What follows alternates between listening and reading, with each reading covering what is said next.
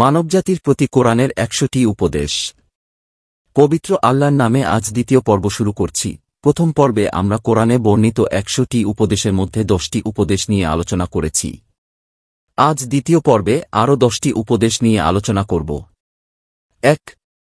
ঋতুস্রাবের সময় সহবাস পরিহার করো।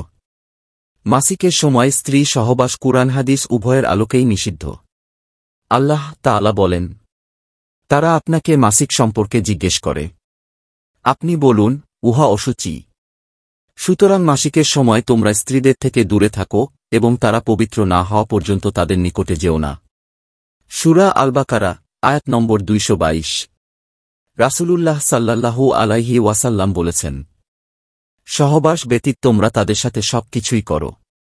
২. শিশুকে ২ বছর বুকের দুধ খাওয়াও।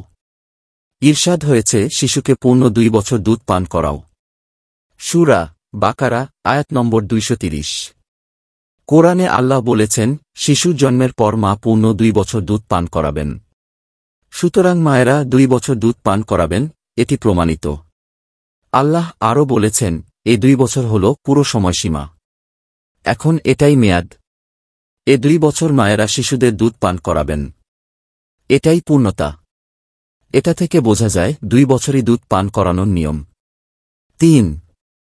সৎ শাসক নির্বাচন করো। ইরশাদ হয়েছে, সৎ গুণ দেখে শাসক নির্বাচন করো। সূরা বাকারা, আয়াত নম্বর ২৪৭। পবিত্র কোরআনে আল্লাহ পাক বলেন, নিশ্চয় আল্লাহ তোমাদের আমানতসমূহ এর যোগ্য ব্যক্তিদের ওপর ন্যস্ত করার আদেশ দিচ্ছেন, আর তোমরা যখন শাসনকাজ পরিচালনা করো, তোমরা মানুষের মাঝে ন্যায়পরায়ণতার সাথে শাসন করবে। নিশ্চয় আল্লাহর উপদেশ কতই চমৎকার। সূরা আন-নেসা, আয়াত নম্বর ৫৮। ৪. ধর্ম নিয়ে বাড়াবাড়ি নয়। ইরশাদ হয়েছে, দ্বীনের ব্যাপারে কোনো জবরদস্তি নেই। সূরা বাকারা, আয়াত নম্বর ২৫৬। ইসলামের মূল উৎস কোরআনে কারিম এবং হাদিস পরধর্মের মানুষকে আপনার চেয়েও বেশি শ্রদ্ধা ও সম্মান করার কথা বলেছে। ইতিহাস সাক্ষী, আমরা দেখেছি শেষ নবী হযরত রাসূলুল্লাহ সাল্লাল্লাহু আলাইহি ওয়াসাল্লাম এর আপনজনের অনেকেই ছিল ইসলামের কট্টর দুশমন। তথাপি নবী করিম সাল্লাল্লাহু আলাইহি ওয়াসাল্লাম তাদের প্রতি নির্যাতন তো দূরের কথা, তাদের প্রতি মৌখিক অভিযোগও উত্থাপন করেননি। বরং কোনো বিরোধী যখন অসুস্থ হতো, তখন হযরত রাসূলুল্লাহ সাল্লাল্লাহু আলাইহি ওয়াসাল্লাম তাকে দেখতে যেতেন। হযরত রাসূলে কারিম সাল্লাল্লাহু আলাইহি ওয়াসাল্লাম এর এমন আন্তরিকতায় ওই বিরোধীরাও ধীরে ধীরে ইসলামের পতাকা তুলে আশ্রয় নিতে বাধ্য হয়। এই যখন মুসলমানের নবীর চরিত্র, তাহলে তারা কিভাবে মন্দিরে হামলা করতে পারে? একজন প্রকৃত মুসলমানের পক্ষে মন্দির ভাঙা তো দূরের কথা, মন্দির ভাঙার চিন্তা করাও সম্ভব নয়। কারণ ইসলামের নবী হযরত মুহাম্মদ সাল্লাল্লাহু আলাইহি ওয়াসাল্লাম বলেছেন, যারা মানুষকে সাম্প্রদায়িকতার দিকে ডাকে, সাম্প্রদায়িকতার জন্য যুদ্ধ করে, সংগ্রাম করে এবং জীবন উৎসর্গ করে, তারা আমাদের দলভুক্ত নয়। সুনানে আবু দাউদ, হাদিস নম্বর ৫১২৩। সাম্প্রদায়িকতার ব্যাপারে কঠোর হুঁশিয়ারি উচ্চারণ করেছে পবিত্র কোরআন। আল্লাহ তাআলা বলেন, ধর্মের ব্যাপারে জোর জবরদস্তি নেই। ভ্রান্ত মত ও পথকে সঠিক মত ও পথ থেকে ছাঁটাই করে আলাদা করে দেওয়া হয়েছে। সূরা বাকারা, আয়াত নম্বর ২৫৬। সুতরাং তোমাদের ধর্ম তোমাদের জন্য, আমাদের ধর্ম আমাদের জন্য। সূরা কাফিরুন, আয়াত নম্বর ৫। একে অন্যের ধর্ম পালন করতে গিয়ে কেউ কোনরূপ সীমা লঙ্ঘন কিংবা বাড়াবাড়ি করবে না। অন্য কেউ যদি ধর্ম নিয়ে বাড়াবাড়ি করেও ফেলে, তবে ভুলেও যেন কোনো ঈমানদার এ ধরনের হীন ও জঘন্য কাজের সঙ্গে নিজেকে সম্পৃক্ত না করে। এ বিষয়টি নসিহত স্বরূপ মুমিনদের উদ্দেশ্যে আল্লাহ তাআলা বলেছেন, হে ঈমানদারগণ! তারা আল্লাহকে বাদ দিয়ে যেসব দেবদেবীর পূজা উপাসনা করে, তোমরা তাদের গালি দিও না, যাতে করে তারা শিরক থেকে আরও অগ্রসর হয়ে অজ্ঞতাবশত আল্লাহকে গালি দিয়ে না বসে। সূরা আনাম, আয়াত নম্বর ১০৮। যেখানে অন্য ধর্মের দেবতাকে গালি দেওয়া নিষিদ্ধ, সেখানে মন্দির ভাঙচুর ও মানুষ হত্যা কিভাবে বৈধ হতে পারে? একজন প্রকৃত মুসলমান কখনোই ভিন্ন ধর্মাবলম্বীদের অনুভূতিতে আঘাত আসে এমন কোনো কাজ করতে পারে না। হযরত রাসূলুল্লাহ সাল্লাল্লাহু আলাইহি ওয়াসাল্লাম বলেছেন, কোনো মুসলমান যদি ভিন্ন ধর্মাবলম্বীদের অধিকার ক্ষুণ্ণ করে কিংবা তাদের ওপর জুলুম করে, তবে কিয়ামতের দিন আমি মুহাম্মদ ওই মুসলমানের বিরুদ্ধে আল্লাহর আদালতে লড়াই করব। সুনানে আবু দাউদ, হাদিস নম্বর ৩০৫২। তিনি সাল্লাল্লাহু আলাইহি ওয়াসাল্লাম আরও বলেছেন, অন্যায়ভাবে কোনো অমুসলিমকে হত্যাকারী জান্নাতের সুঘ্রাণও পাবে না। অথচ 40 বছরের রাস্তার দূরত্ব থেকেই ওই ঘ্রাণ পাওয়া যাবে। সহিহ বুখারী হাদিস নম্বর 3166। অন্য বর্ণনায় এসেছে, যে ব্যক্তি কোনো অমুসলিমকে অন্যায়ভাবে হত্যা করবে আল্লাহ তাআলা তার জন্য জান্নাত হারাম করে দেবেন। সুনানে নাসাই হাদিস নম্বর 4747। 5। মানুষের নিঃস্বার্থ উপকার করো। ইরশাদ হয়েছে, প্রতিদান কামনা করে দান বিনষ্ট করো না। সূরা বাকারা আয়াত নম্বর 264। আব্দুল্লাহ ইবনে ওমর রাদিয়াল্লাহু আনহু থেকে বর্ণিত, রাসূলুল্লাহ সাল্লাল্লাহু আলাইহি ওয়াসাল্লাম বলেছেন, এক মুসলিম অন্য মুসলিমের ভাই, সে তার ওপর জুলুম করবে না এবং তাকে অসহায় অবস্থায় ছেড়ে যাবে না। যে ব্যক্তি তার কোনো মুসলিম ভাইয়ের প্রয়োজন পূরণ করবে, আল্লাহ তার প্রয়োজন পূরণ করে দেবেন। যে ব্যক্তি কোনো মুসলিমের কষ্ট দূর করবে, আল্লাহ তাআলা কিয়ামতের দিনে তার কষ্টগুলো থেকে একটি কষ্ট দূর করে দেবেন। আর যে ব্যক্তি কোনো মুসলিমের দোষ থেকে রাখবে, আল্লাহ তাআলা কিয়ামতের দিন তার দোষ থেকে রাখবেন। বুখারী হাদিস নম্বর 2442। 6। অন্যের বিপদে সাহায্য করো।